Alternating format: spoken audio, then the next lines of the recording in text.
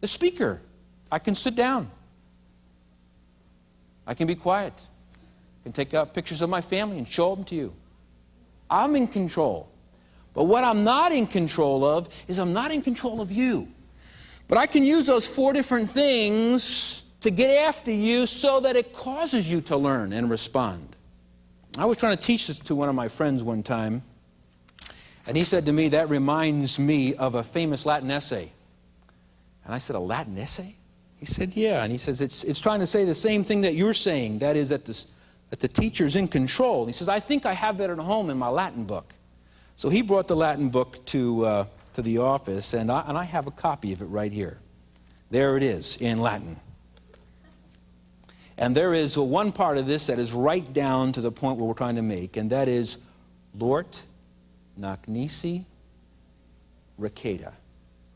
A teacher's in control. That's a very important phrase, and I want you to know that. Would you say it with me? Lort nac nisi receda. Ready? Lort nac nisi. Say it again. Lort nac nisi receda. Don't look at it. Look at me. I want you to know this. You always know Latin from now on. Just the women. Tell it to me. Ready?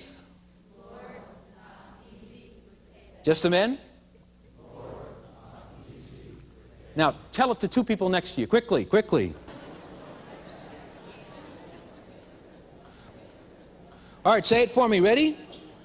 Lort nac nisi receda. Now, what that essay is trying to say is that a teacher is in control.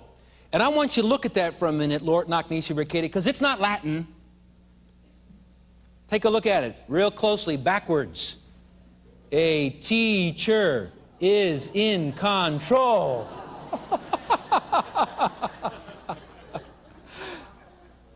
Now, why did we do that? God, I promise I'll never do this again. Why did I do that? I was sitting in my office one day saying, how can I validate to a group of adults how much a teacher's in control? And I said to myself, if I can get a group of adults saying nonsense together, my friends, you and I are in control. Now maybe you'll be saying, yeah, but you don't know my class. What you've just said is they're in control. Isn't it interesting that a very disruptive class, that teacher gets sick, and a substitute comes walking in who knows about Lort nac nisi receda and knows how to use subject, style, setting, and the speaker. And in a few short minutes, that class is over. Just like that. It's a brand new class. People are listening, on the edge of their seat, involved, discussing. Why? It's the teacher's in control. It's not the class, it's the teacher who is in control. Lort nac nisi receda.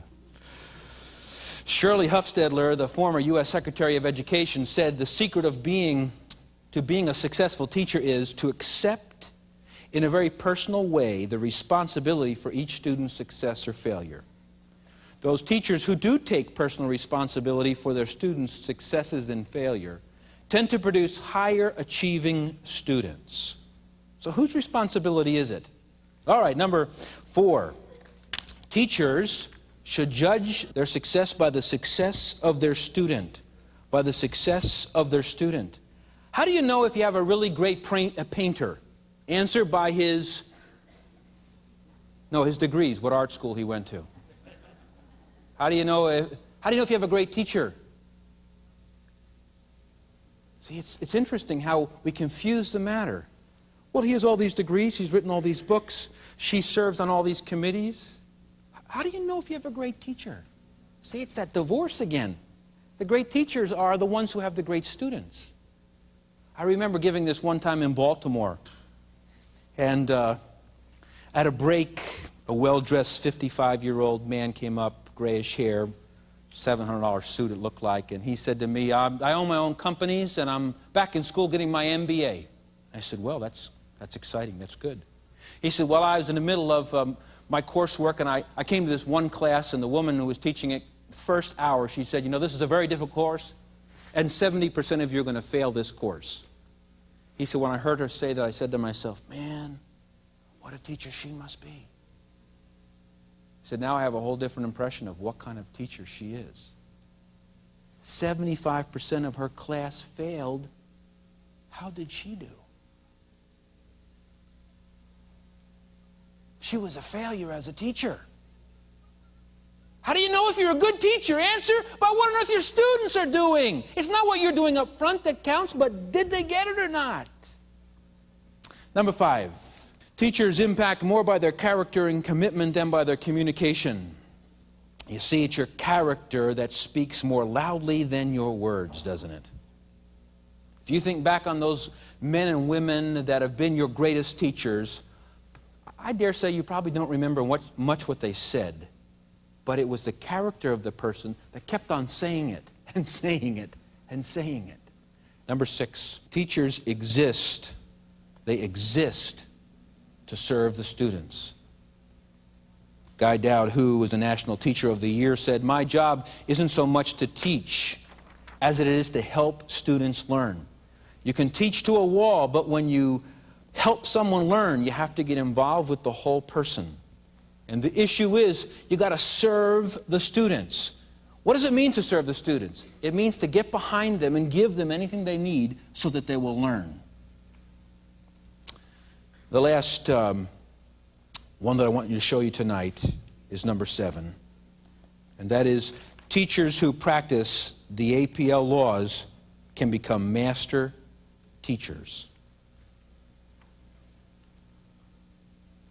See, somehow we think that great teachers are hatched. They're not hatched. They're not manufactured. Great teachers are improved a little bit at a time. You see, there are some universal laws. If I were to take this pen and let it go, which direction would it go? Down. If I dropped it 10 times, how many times out of 10 would it fall down? Now, if I got out of the picture and I gave it to you and let you drop it, which way would it go? And if I went to Brazil on the other part of the world and gave it to somebody on the street and I said to a little boy, "Will you drop this pen, which direction would it fall?" You know, why would they all fall down? It's so obvious. It fall down because there's a universal principle at law, isn't it?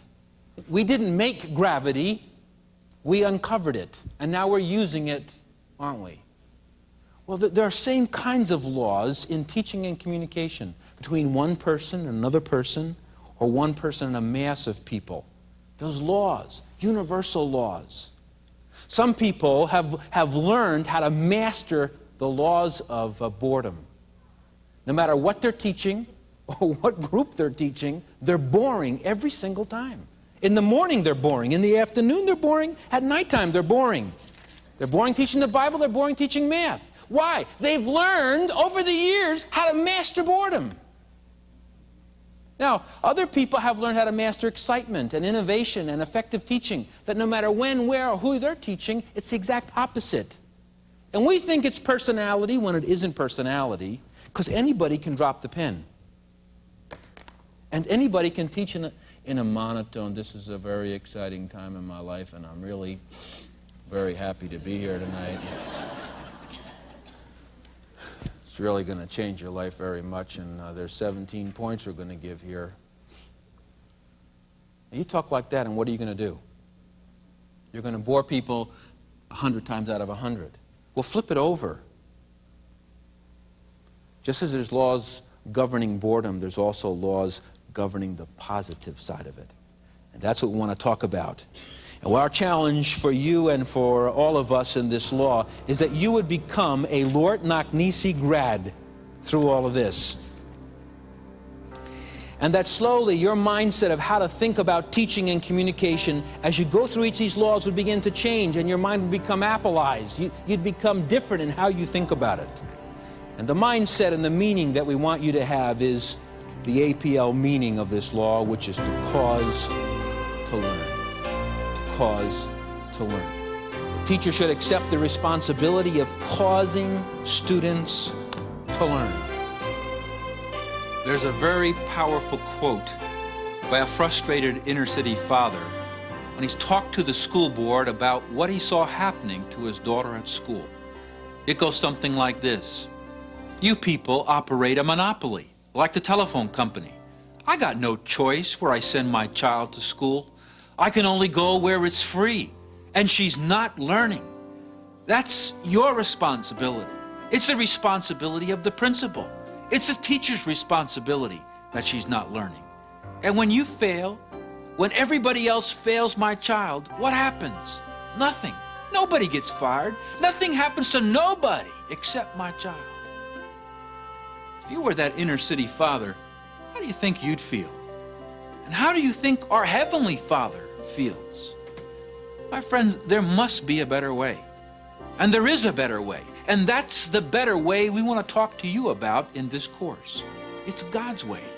It's Champions for Christ in the classroom. Let me wrap up part 1 of the Law of the Learner. I simply have one question for you. Will you, right now, accept the responsibility in your own heart to cause your students to learn?